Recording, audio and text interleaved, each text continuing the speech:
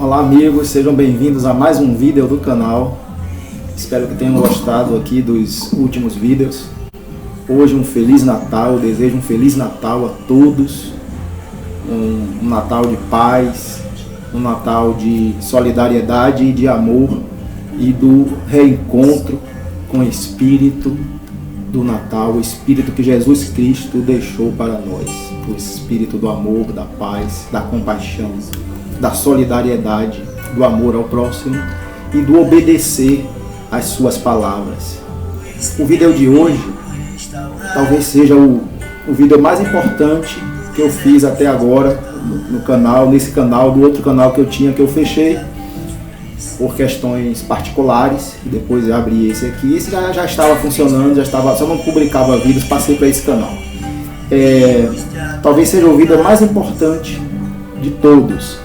Tão importante que eu não vou improvisar, porque geralmente eu não faço roteiro. Eu não leio, eu vou falando de improviso. Mas hoje, dada a importância, eu vou ler um texto que eu fiz ontem. Eu fiz esse texto inspirado num vídeo do portal Clique Política, de João Pedro, publica vídeos na luta pela democracia. Achei interessante, eu já tinha assistido aquele vídeo completo, mas o trechinho que ele publicou me inspirou a fazer o texto. Eu fiz o texto e de tão importante que esse texto é, que eu não vou improvisar. Eu geralmente não gosto de ler. Eu gosto de ir falando sem ler, improvisando.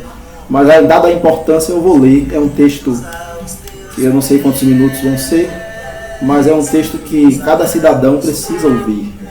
Nós precisamos ouvir para entender o que é a democracia, entender como a democracia não existe mais no Brasil a partir de 2016, e por ela não existir, aí vem as consequências, a fome, desemprego, fim dos direitos sociais, direitos trabalhistas, direitos previdenciários, e que afetam a população. Nós estamos vendo a população passando fome, alguns pegando osso, outros nem osso. Então, esse não é o país que o Brasil pode ser. O Brasil pode ser, já mostrou que pode ser um país que ninguém passe fome e que a inclusão social seja uma meta que está estabelecida na Constituição. A inclusão social não é de partido político. A inclusão social está na Constituição. E a destruição da democracia é a destruição da Constituição para que esses objetivos não sejam alcançados. Então, esse texto é o texto mais importante do canal até agora, que eu não vou nem improvisar, eu vou ler para vocês. Está publicado no meu Facebook, se vocês quiserem ler no Face, está no meu Facebook, eu publiquei ontem, mas não cabe improviso, eu preciso ler, e é um texto importantíssimo. Claro que não dá para falar de tudo, eu fiz um resumo. Esse texto é o texto mais importante aqui do canal, e para você entender o fim da democracia, traz um governo autoritário. É o que nós estamos vivendo, um governo autoritarismo, que está aí descrito pelos jornais, está descrito na mídia, mas não vou abordar isso aqui agora. Eu quero falar do resgate da democracia, como nós conseguiremos esse resgate, o que é preciso ser feito e como é que a democracia foi atingida no Brasil. Você vai entender em parte, que não dá para explicar tudo em um vídeo, mas para você entender como se deu, eu trouxe aqui, eu selecionei um vídeo do portal Clique Política, que é um vídeo curtinho que explica o que eu vou falar no texto logo a seguir. Vamos ao vídeo.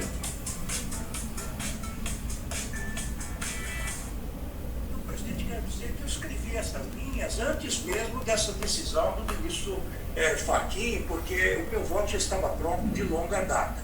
Continua, senhor presidente, trato da condução coercitiva do paciente, que foi uma violência inominável e que depois o Supremo considerou inconstitucional, flagrantemente inconstitucional, em boa hora também, porque realmente nem animais para o matadouro se leva da forma como foi levado um ex-presidente da República, não é? E só não foi, como se sabe, embarcado num pequeno avião em direção a Curitiba, porque outras forças intervieram. A história revelará quais foram essas outras forças, mas nós já sabemos o que se passou. Então, senhor presidente, vou adiante, falo das interceptações telefônicas e vazamentos ilegais, como Vossa Excelência também já o fez, não vou repetir. Quer dizer, invasão de escritórios de advocacia, isso no Estado Democrático de Direito é absolutamente inaceitável. Inaceitável. Isso não pode, de forma nenhuma, ser tido como válido, como um elemento de investigação. Investigar o advogado. Então, o Estado de Direito é que sofre com uma ação desta natureza. A fala do ministro Lewandowski me inspirou a fazer o texto. A fala dele, mas o vídeo completo dele, né, me inspirou a fazer o texto. Quando eu vi esse vídeo, eu lembrei do vídeo que eu tinha assistido, que ele falando esse julgamento do juiz que julgou os processos do ex-presidente Lula e falava com o procurador, combinava com o procurador. Ele não era competente para julgar o processo. Afetou também na eleição do presidente, porque o presidente foi preso, o presidente era o primeiro colocado nas eleições de 2018, divulgou áudios nas vésperas das eleições, afetando sim o processo das eleições no Brasil. Foi ser ministro do presidente Bolsonaro, quando ele favoreceu o presidente e depois foi ser ministro. Então, a parcialidade do juiz está comprovada nos processos do STF, que julgou o juiz parcial, e também nos próprios atos, como ele se comporta, no ânimos do acusado de parcialidade. A parcialidade no Poder Judiciário é uma das piores coisas que um juiz pode ser acusado. Esse texto, vamos ao texto, esse texto é muito importante. Vamos ao texto, são 5 páginas, mas são 5 páginas que é da nossa democracia. Então, assistam até o final, compartilhem, porque a nossa democracia é isso, é participação. O resgate da democracia. O impeachment de Dilma e a prisão de Lula, com apoio de parte da grande mídia, que criminalizou o partido político que governou especialmente para os pobres, o PT, incomodando a elite brasileira que não quer o povo no orçamento ou empregada doméstica viajando de avião para a Disney. O impeachment representa o início da quebra democrática que a partir daí se consolidou com a eleição de Bolsonaro com 57 milhões de votos. Nesse íntere houve a posse do presidente Temer, que também estruturou reformas, iniciou reformas que levariam a essa quebra democrática, mas principalmente a quebra dos princípios constitucionais ali estabelecidos. Com o impeachment de Dilma, se deu inicialmente com o impeachment de Dilma sem crime de responsabilidade. Afastaram Dilma sem crime de responsabilidade, prenderam Lula sem provas, destruíram princípios como o devido processo legal, a presunção de inocência e o trânsito em julgado. Afastaram uma presidente honrada e realizaram a prisão do maior presidente da história do Brasil. O que fariam com você se você se visse acusado e preso por algo que não fez, sem o restabelecimento do respeito ao devido processo legal? Felizmente, a parcialidade do ex-juiz Moro foi reconhecida pelo órgão máximo do Poder Judiciário, o STF, o Supremo Tribunal Federal. Felizmente também o próprio STF voltou a considerar o devido processo legal, restabelecendo o princípio direito constitucional do trânsito em julgado, pelo qual ninguém pode ser considerado culpado antes de decisão transitada em julgado, ou seja, decisão que não caiba mais recurso, nem o presidente, nem o cidadão, nem qualquer cidadão. Importante frisar que no caso de Lula, além de não ter transitado em julgado, não há provas na sentença de Moro. Fatos indeterminados não fundamentam nenhuma prisão em nenhum artigo do direito penal pátrio. Porém, para a prisão, caso houvesse alguma prova concreta, havia uma relativização do trânsito em julgado, feita lamentavelmente pelo STF, que permitiu a prisão em segunda instância, o que na prática era o fim do princípio da presunção da inocência, o que era evidentemente inconstitucional. A Associação Brasileira dos Juristas pela Democracia, ABJD, e o grupo Prerrogativas foram dos primeiros grupos juristas, além da própria defesa de Lula, que tiveram coragem de denunciar a Lava Jato. Ficar contra Moro naquele momento, onde a opinião pública considerava Moro um herói. Era como ser conivente com a alegada corrupção, com a alegada suposta corrupção, dada a criminalização da política pela grande mídia e a supervalorização feita da referida força-tarefa pelos meios de comunicação, que não perceberam o perigo para a democracia, que estavam concordando de se inverter o devido processo legal, transformando a presunção de inocência em presunção de culpa e colocar a força-tarefa acima da Constituição. A Constituição é o poder máximo de um país, de um povo, de uma nação. Nenhum órgão, entidade, instituição pode estar acima da Constituição. Todos têm que obedecer à Constituição, inclusive o presidente, do presidente ao cidadão. Somente após a divulgação da Vaza Jato, a sociedade começou a perceber os argumentos da defesa de Lula e dos juristas contrários aos arbítrios do juiz Moro e procuradores. Até o STF tardiamente se manifestou favorável à defesa de Lula, acerca da parcialidade e da incompetência sempre alegada pelos defensores nos recursos ao STF. Finalmente, o STF anulou a condenação de Lula, sentenciada por Moro, considerando-o tanto incompetente quanto parcial para julgar os casos do ex-presidente. E também, tardiamente, mas para o bem do direito, o STF restabeleceu, por votação apertada, 6-5, o trânsito em julgado, direito constitucional de todo cidadão a não ser considerado culpado antes de esgotada todas as possibilidades possíveis no direito brasileiro de se provar o contrário. O fato de obedecer um princípio protetivo do cidadão contra o arbítrio do Estado não impede que este próprio Estado prenda.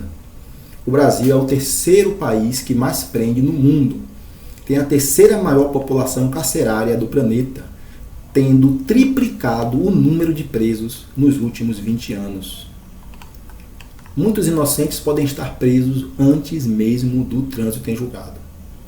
Visto que há exceção à regra do trânsito em julgado, a prisão preventiva é permitida e aplicada por juízes em qualquer fase do inquérito, ainda nem há processo, em tese, para proteger, em qualquer fase do inquérito, em tese, para proteger o andamento da investigação nos crimes dolosos com penas maiores de 4 anos, ou em caso de o acusado ser reincidente em outro crime doloso já transitado em julgado, ou ainda, se a acusação for por crime de violência doméstica contra mulheres, idosos, crianças, adolescentes, pessoas doentes ou com deficiência. O argumento dos que defendem o fim do trânsito em julgado é para acabar com impunidade ou impossibilidade de prisão, mas não se justifica, porque as prisões sem o trânsito em julgado são possíveis e já acontecem no Brasil desde que justificada pelo prescrito em lei.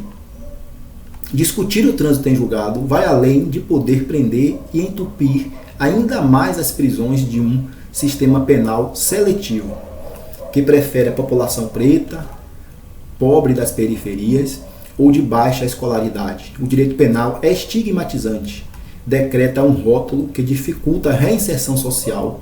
Por isso, a pressa em condenar pode levar ao erro e injustiças. Nosso sistema penal e no mundo é falido, não previne o crime nem recupera o preso. Por não evitar a criminalidade no Brasil, são cerca de 800 mil pessoas presas, gerando custo elevado para os contribuintes. E para os que defendem a pena de morte, é importante lembrar que nos Estados Unidos existe a pena capital e é a primeira população carcerária do mundo, não impedindo a prática de crimes. Trata-se de destruir uma garantia constitucional. A alteração atenta contra a democracia, o Estado de Direito e direitos humanos fundamentais reconhecidos no direito internacional. Importante lembrar que em pesquisa da Conjur, abre aspas, o índice de aproveitamento do recurso criminal no Superior Tribunal de Justiça, STJ, entre janeiro de 2009 e agosto de 2016, com decisões favoráveis aos réus, foram de 10%. E se considerarmos redução de pena, alteração de regime prisional, substituição de pena de prisão por restrição de direitos, esse índice sobe para 14,1%, fecha aspas. A obediência à presunção de inocência é direito fundamental protetivo para evitar a prisão de inocentes ou prisões desnecessárias quando cabe penas substitutivas de prisão por restrição de direitos. Nos países onde há pena de morte, para evitar mortes de inocentes. O afastamento de Dilma, a prisão ilegal por 580 dias de Lula, que era líder nas pesquisas de 2018, destruiu em parte não apenas este princípio, mas também a verde democracia que tínhamos. Não foi dada a Dilma um devido processo legal, nem a Lula. A regra democrática esculpida em 1988 foi gravemente violada. A intolerância e a quebra das regras constitucionais pré-estabelecidas ajudou a colocar um extremista no poder, que atenta contra o Estado de Direito em um crime continuado por fatos, atos e falas, em um constante ânimos de violência e intolerância contra a democracia e contra o próprio povo brasileiro. Se tivemos grave violação das regras democráticas nos exemplos dados de Dilma e Lula, aquela afastada da presidência da República sem crimes de responsabilidade e este preso por 580 dias sem provas por suposta prática de crime comum e ainda retirado da disputa eleitoral à presidência, que certamente venceria em 2018, ao contrário disso, com Bolsonaro há uma grave complacência dos órgãos de controle e tolerância da sociedade diante da reiterada prática tanto de crimes de responsabilidades, descritos em mais de uma centena de impeachments, quanto de 9 crimes comuns apontados pela CPI, sem que seja responsabilizado, inclusive consta indiciamento em crime contra a humanidade. Estes são os maiores exemplos de como faz-se necessário proteger a Constituição Federal e seus princípios. Ela está sendo atacada. E neste princípio específico, o devido processo legal, podemos notar que os presidentes Dilma e Lula representam cada cidadão e, sendo pessoas importantes, não foram respeitados. Imagina se respeitarão um cidadão comum. O bolsonarismo pode ser definido como o maior retrocesso civilizatório mundial já visto, com destruição intencional de políticas sociais, como a reforma da Previdência em 2019, ambientais com políticas públicas de destruição institucional dos biomas essenciais à vida da humanidade, políticas públicas, entre aspas. Ataque à ciência, à educação, à saúde do próprio povo, como constatado no relatório final da CPI da Covid-19, ataques à democracia, ataques antidemocráticos ao Estado de Direito, como no último dia 7 de setembro de 2021. Ataques às autoridades do STF, Supremo Tribunal Federal, que é a instância máxima do Poder Judiciário, que exerce precipuamente o dever de proteger a Constituição Federal. Ataques ao Tribunal Superior Eleitoral, que guarda a democracia pelo voto. Ataques à instituição como a OAB, quando, por exemplo, disse de forma desrespeitosa saber onde o pai do presidente da OAB, desaparecido na ditadura militar, saberia onde encontrá-lo. Ataques à imprensa, divulgação de fake news e de conteúdo de desinformação com potencial de atentar contra a ordem democrática. Por exemplo, quando, sem provas, põe em xeque a segurança das urnas. Ou contra a saúde, quando publica fake news sobre vacina, associando-a a HIV. Ataques contra os poderes constitucionais constituídos, quando ataca governadores de estados. E tudo mais já relatado nos pedidos de impeachment e nos inquéritos que correm no Supremo Tribunal Federal, Tribunal Superior Eleitoral, na Procuradoria-Geral da República e na Polícia Federal. Por isso, a eleição de Lula e de um Congresso afinado com o interesse do povo é algo significativo e necessário para o restabelecimento da democracia. Esse retorno à democracia passa também por um pedido de desculpas do povo brasileiro à ex-presidente Dilma, afastada sem crime de responsabilidade para ficar no lugar seu vice-presidente Michel Temer, que congelou por 20 anos, 2017 até 2036, os direitos à saúde e à educação. Aprovou a reforma trabalhista em 2017, violando o princípio constitucional pelo qual o trabalhador não poderia jamais ter sua condição social piorada. No entanto, a reforma trouxe inúmeras pioras acerca da relação de trabalho. Isto pode ser visto no aumento da informalidade e da precariedade pós-reforma trabalhista de Temer. Temer também queria aprovar a reforma da Previdência, com 49 anos de contribuição. Bom lembrar que Bolsonaro manteve grande parte das propostas de Temer na reforma da Previdência aprovada por Bolsonaro em 2019. A presidente Dilma, em seu discurso na ocasião do afastamento do impeachment, acertou as previsões de tudo o que fariam com o Brasil, o autoritarismo e ataques aos direitos sociais e à soberania, em um discurso patriótico e emocionante. Está disponível na internet.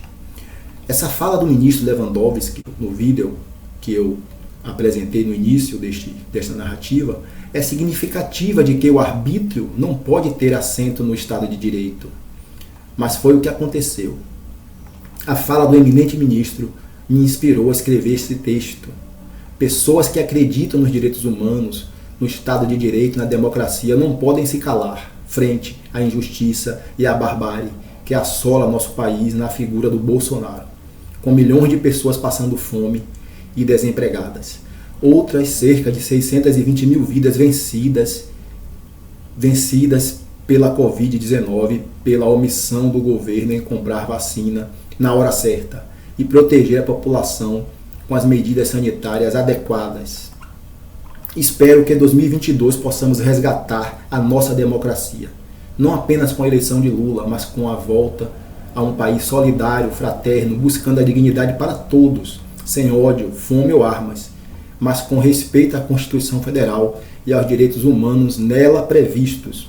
Erradicação da fome que voltou com Bolsonaro e Temer, pleno emprego, cultura, ciência, saúde e educação, preservação do meio ambiente e paz, para que possamos construir verdadeiramente uma sociedade livre, justa e solidária. Muito obrigado por assistir o vídeo até o final. Até o próximo vídeo.